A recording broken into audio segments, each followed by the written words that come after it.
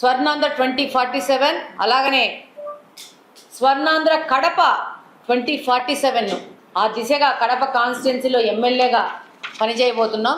దీంట్లో భాగంగా మన కాన్స్టిట్యున్సీలో కడపలో ఏ విధమైన సమస్యలు ఉన్నాయి, మనము ఆర్థికంగా మనదంత ఆదాయం ఎంత, మనకున్న పరిశ్రమల వివరాలు ఏంటి, మనకున్న వ్యవసాయ పరంగా మనకున్న ఆదాయం ఎంత, అలాగనే సేవా రంగంలో మనకున్న షేర్ ఎంత, దాని మీద పూర్తిగా ఒక పవర్ పాయింట్ ప్రజెంటేషన్ తయారు చేసుకొని దాని మీద ఎలా దీన్ని ఈరోజు మన ఆర్థికంగా మనకున్న ఇన్కము 7,011 కోట్లు అయితే దాన్ని దాదాపు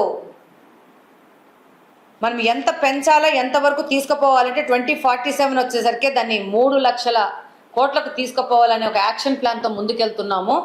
ఈరోజు మీరు గమనిస్తే పర్ క్యాపిటా ఇన్కమ్ కడప కాన్స్టిట్యున్సీలో 1,87,000 ఉంది.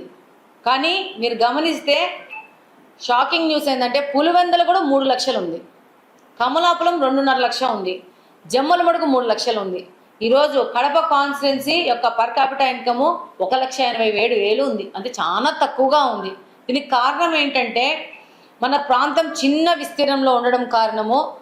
మనకు ఏదైనా జిల్లాలో కానీ పరిశ్రమలు ఉంటే జనరల్గా క్యాపిటల్ చుట్టుపక్కల ఉంటాయి, అంటే హెడ్ క్వార్టర్స్ చుట్టుపక్కల ఉంటాయి. కానీ మనకు కడప ఒక విపరీతమైన పరిస్థితులు ఏముందంటే జమ్మలమడుగులో పరిశ్రమలు ఉన్నాయి, కోడూరులో పరిశ్రమలు ఉన్నాయి, కమలాపురంలో పరిశ్రమలు ఉన్నాయి. కానీ కడప కాన్స్టిట్యున్సీ వరకు వచ్చేసరికి మనకు పరిశ్రమల సంఖ్య కూడా తక్కువైపోయింది.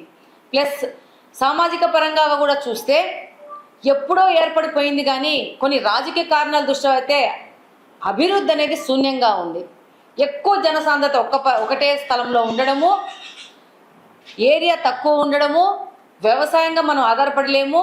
వ్యవసాయం లేదని చెప్తే ఇండస్ట్రీస్ అన్న బాగా వచ్చాయంటే అది పరిస్థితి లేదు. చదువుకున్న వాళ్ళు తక్కువగా ఉన్నారు. ఇవన్నీ ఒక కారణము. ఈ యొక్క కడపను ఒకటే పార్టీ కబ్జా చేసుకొని అభివృద్ధి లేకుండా చేయకపోవడం అనేది ఇంకో కారణం.